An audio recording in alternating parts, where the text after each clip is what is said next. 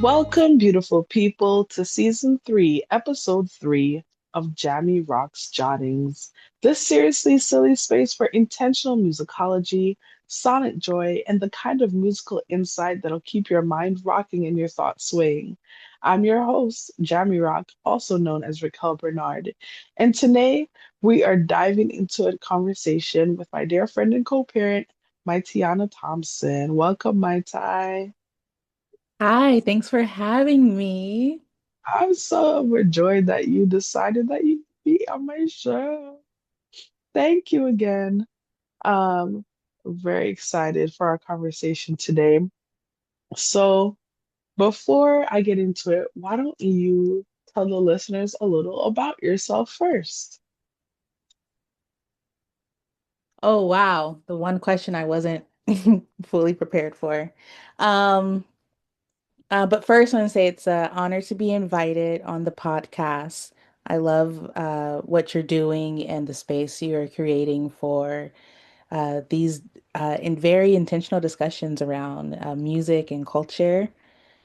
Um, but for the listeners, my name is Mitiyiana. I am a native Los Angeles, Black woman.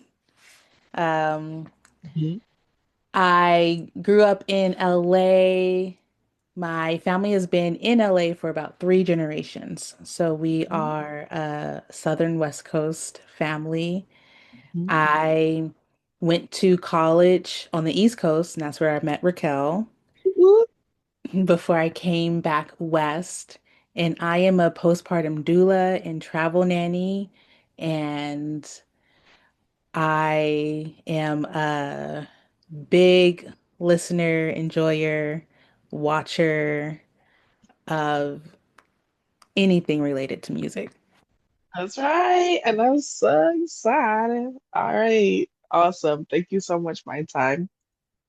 So let's jump right into it. Growing up in Los Angeles, a city that gave the world West Coast hip hop, the Sunset Strip, Kendrick Lamar, when did you first realize that music was something personal to you, not just background noise? I think the first time music made me emotional, Hmm. I think that's when I realized that music had power to make me feel things. Hmm. Um, and whether it was crying or being joyful or being in like a state of suspense, Hmm. I realized that music was more than just background noise. It Hmm. was a tool to evoke emotions. Absolutely. Absolutely. I love that. And do you have go-to songs when you're feeling low that pick you up? Oh man, so many, um, so many songs. There are um a handful of gospel songs. Hmm. There's a handful of Beyoncé songs Mm. and a random selection of like oldies Hmm. that's before my time, but I heard it once and immediately I was like, I rock with you. Okay. I see Um, you. one of the songs, the oldies that I'm thinking of right now is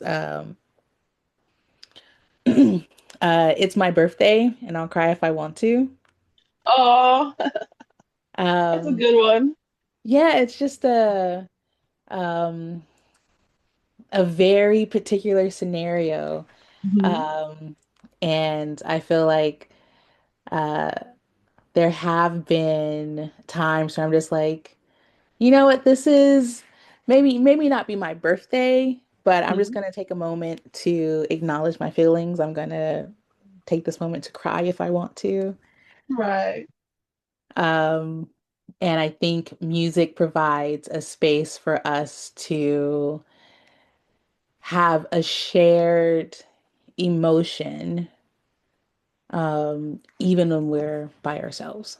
That's right. I love that. That's amazing. So let's get more into the nitty-gritty of where you're from, right? So, which neighborhoods, radio stations, or people first shaped your relationship with music?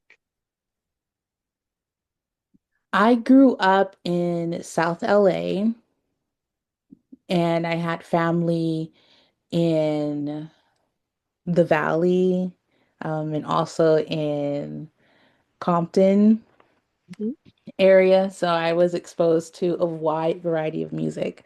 But I mhm, think I'm most shaped by the music I heard and experienced in person in Compton and South LA.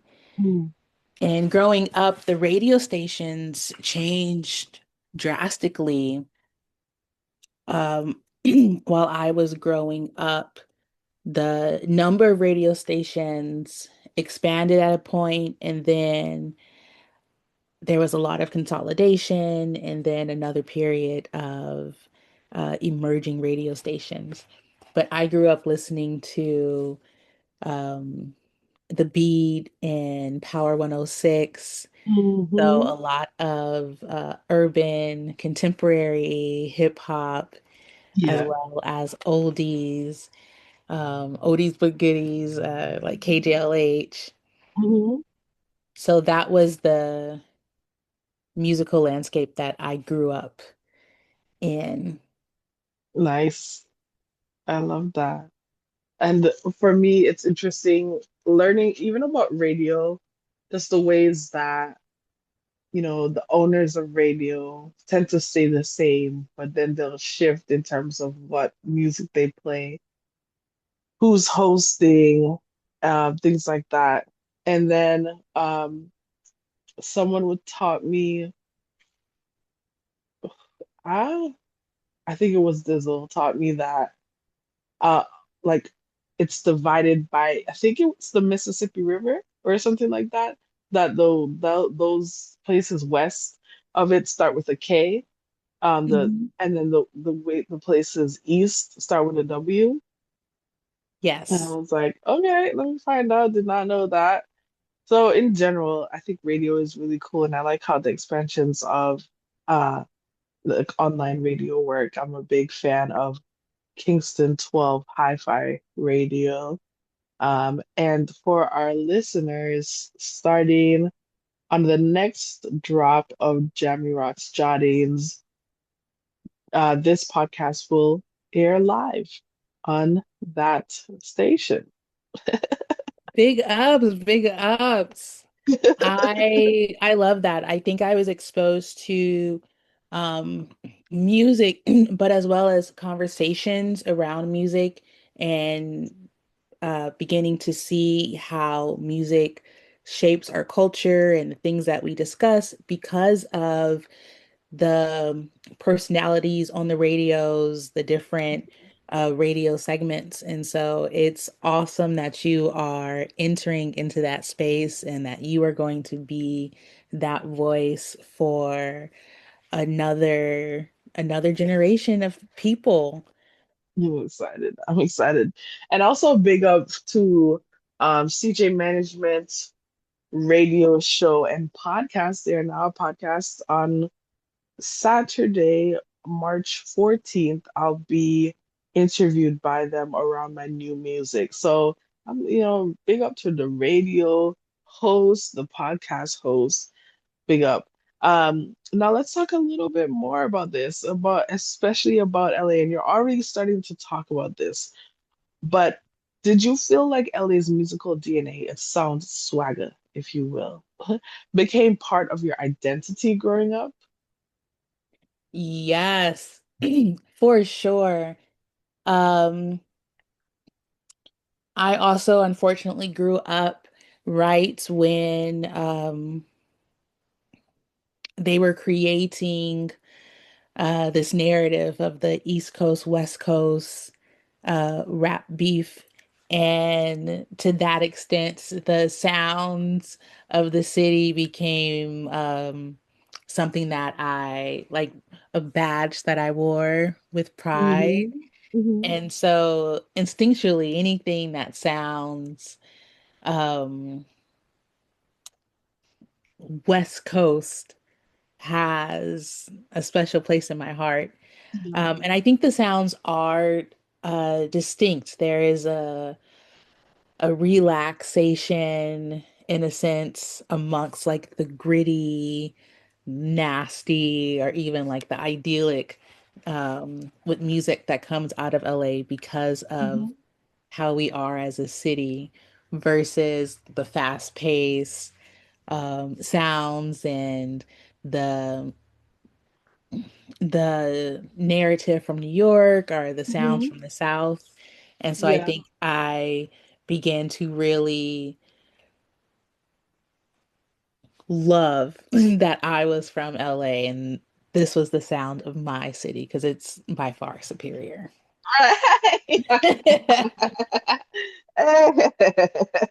Yes, okay. I heard that. I heard that. That's amazing. Um, are there specific songs or albums that mark chapters of your life?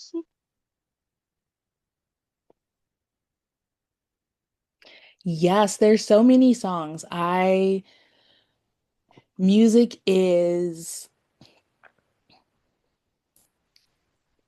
an essential element. It is part of the timeline. It's how I mark time. Mm, Um, and especially coming from LA where we don't really have seasons. Um, right. Music and the way I would like hyper focus on an album or a song or a genre became how I marked times. Mhm. And there are albums that I can hear a song and I'm immediately taken back to um like a moment in time. Wow. For instance, Amy Winehouse Back to Black, that album, I can never hear any song of that album and not be back at Dartmouth freshman year, Yeah. um, being away from my family the first time, experiencing um like grief over the loss of a family member, Mm, uh, and also mixed in with these feelings of like excitement and angst and new yeah. beginnings.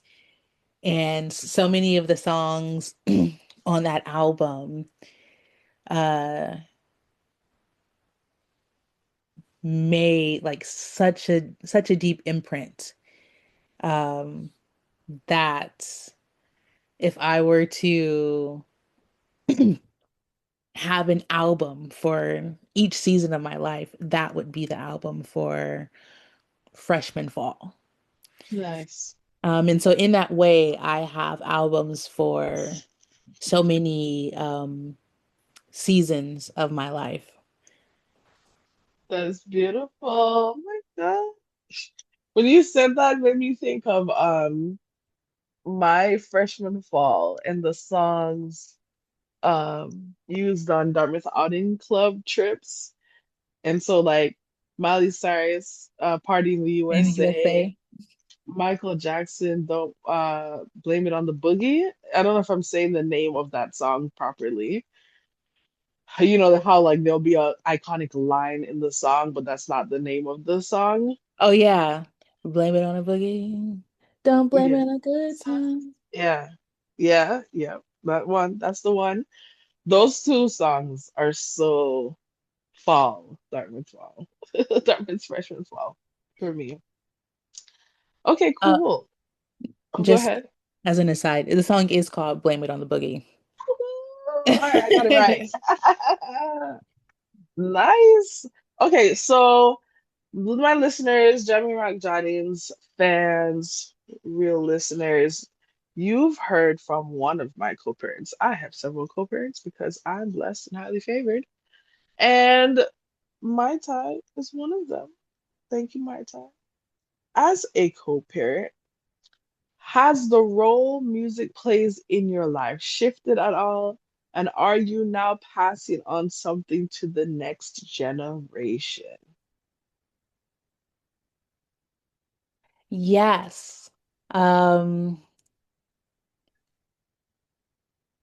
with the addition of this new role, like this new phase in my life as a co-parent, which I'm very blessed to be, thank you. Um, there was a change where I started listening to the music with like new ears Hmm. and thinking again, our and honestly for some things like for the first time, like what is this song really saying? Hmm. Is this a song that I want my little one to listen to? Yeah. And I've begun to teach her music history, not in any formalized Hmm. way, but I've started with some like old songs that I like really loved. Um, and we've used those as our calm down music Hmm. and of course, our cleaning music. But I really want through all of my exposure of music to our little one. I really want her to be proud of the history Hmm. of our people, of our culture, Hmm. and music is lyrical history. I That's think right. it is capturing emotions and not just small emotions um, or just personal emotions, but like larger emotions on a global scale. And I believe Mm. that music is the the catalyst in many instances for revolution. That's right. That's what I'm talking And and I uh, really want to impart that music is an art, but it's also a tool for social change. about. That's right. And there's so much joy in music, but joy itself can't exist in a vacuum. To really understand joy, we have to understand like grief and Hmm. hardship. And, there's music around that. Yeah. And so I think my um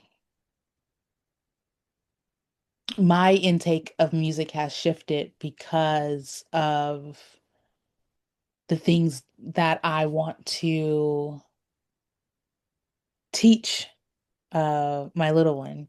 So a lot of musical history through music videos, Hmm. through song, and it's been one of the greatest pleasures of my life.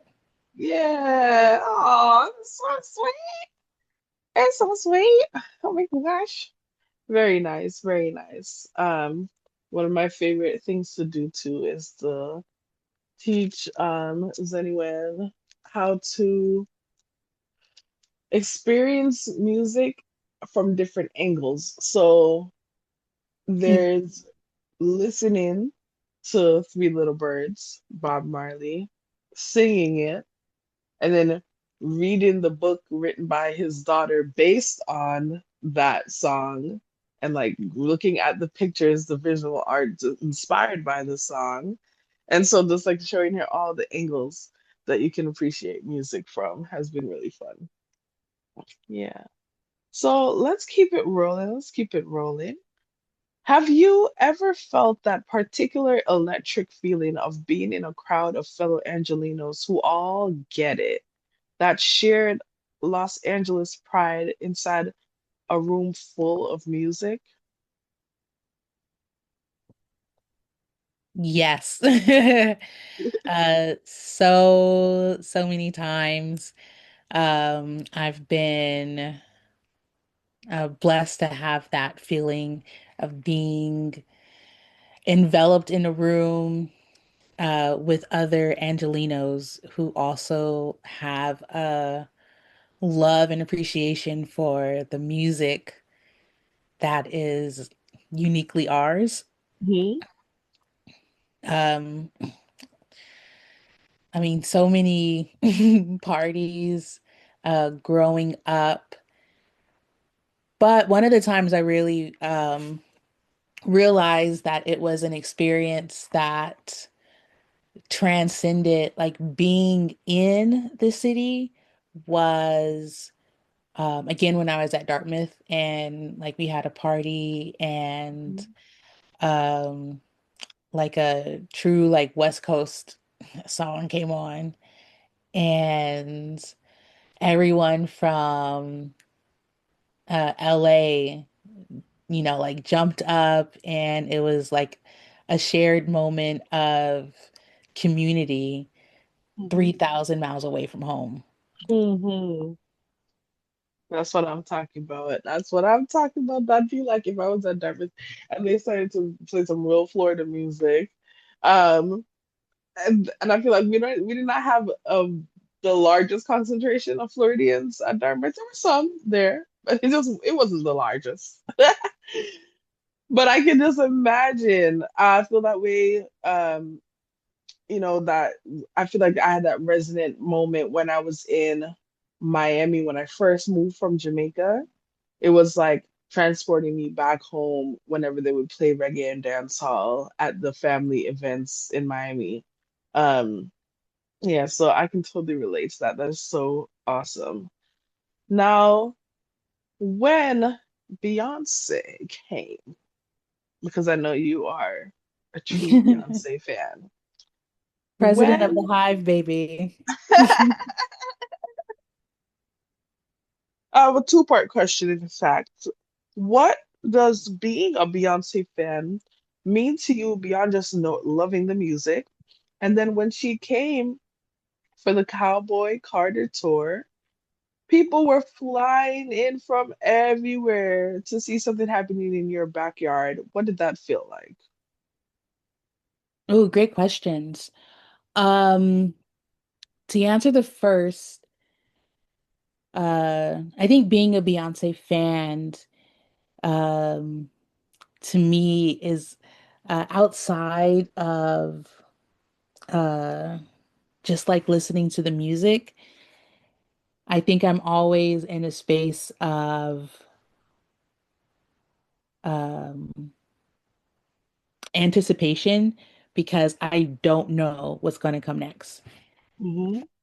Because Beyonce has not stuck to one genre or one style, or one image, even when you think about like her looks in the music videos, there's always that space of wondering what's next Hmm. and being open to that uh, musically is what makes it really exciting. Um, Hmm. like right now, there's a lot of anticipation with Act Three. And although I think the consensus is that it's a rock album, you know, it could be an R&B album. She could surprise us with the gospel or um, a fusion of sorts. Right. But um, I think that counter to some artists who have like a style and a lot of their songs sound the same or their albums are all um in the same exact genre.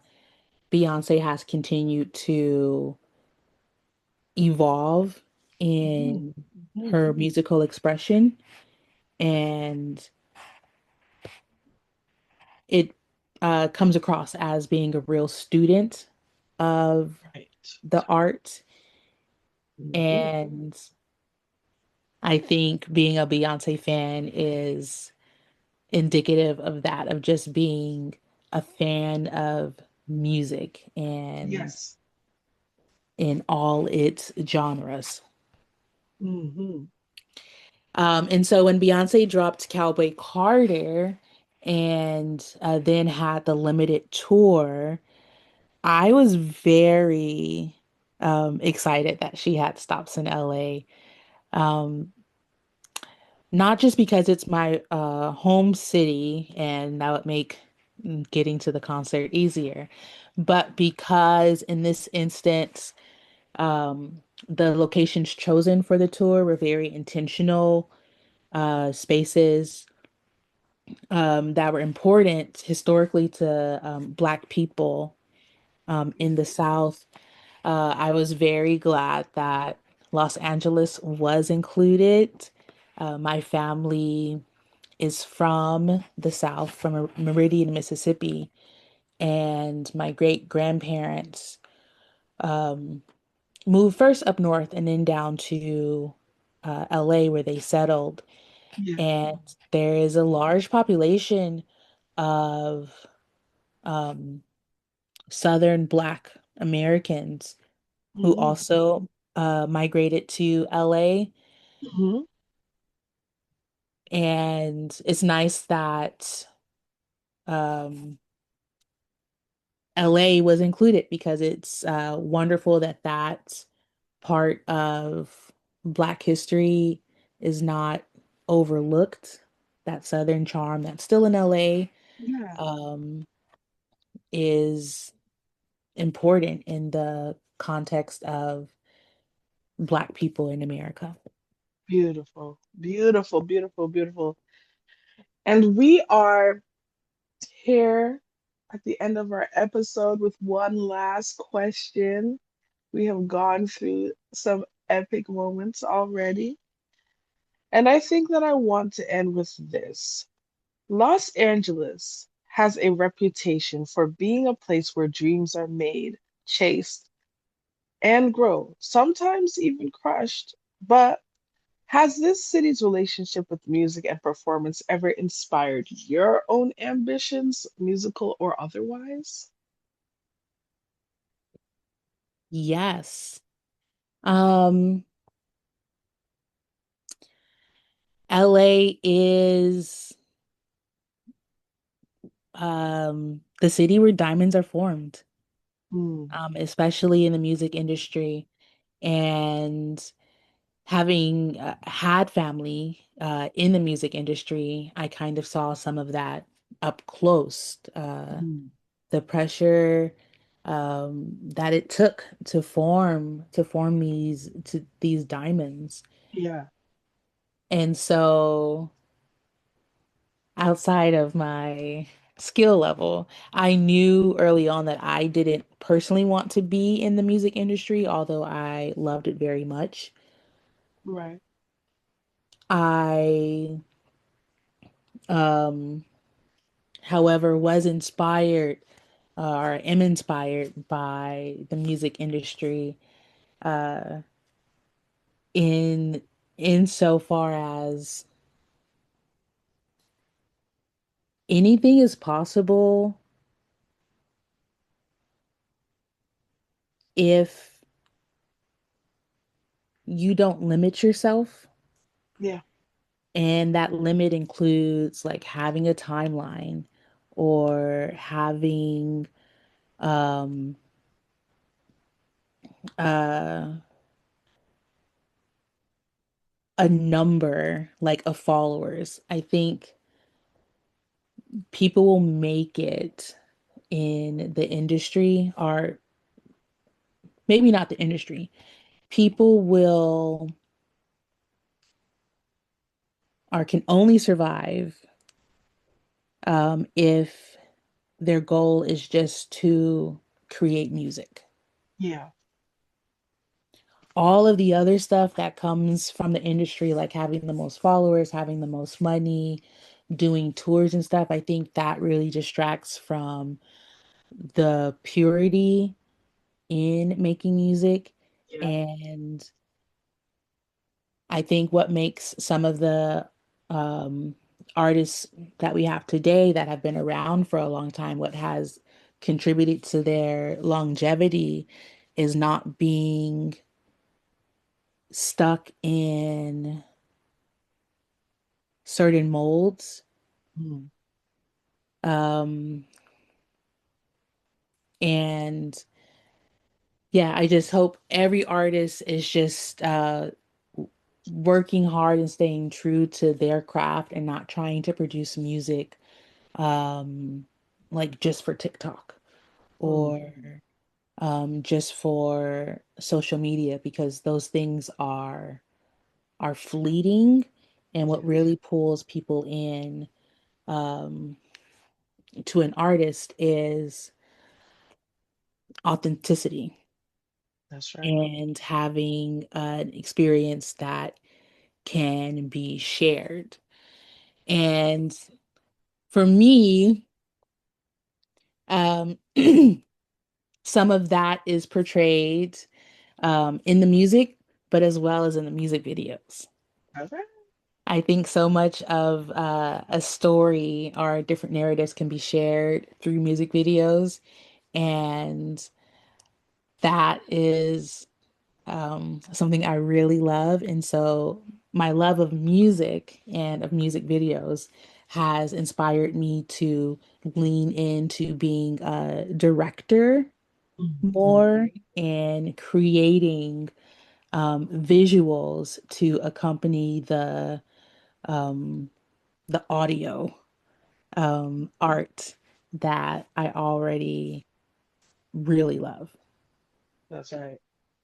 Amazing. And y'all listeners, look out because there is a music video directed, shot, and edited, and also a million other things done by my Thai for Sweet Like Mango.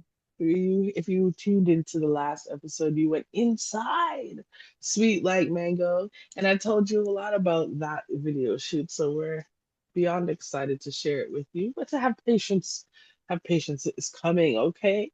Um, Mai Tai, thank you again for this beautiful conversation, for coming on to Jamie Rock's Jottings or JRJ. And I appreciate you very, very much. Thank you again for having me. This has been so much fun. Um, I have so much more I can say about music, about Beyonce. We'll Um, have to bring you back. so yes, I'd be thrilled to be invited back.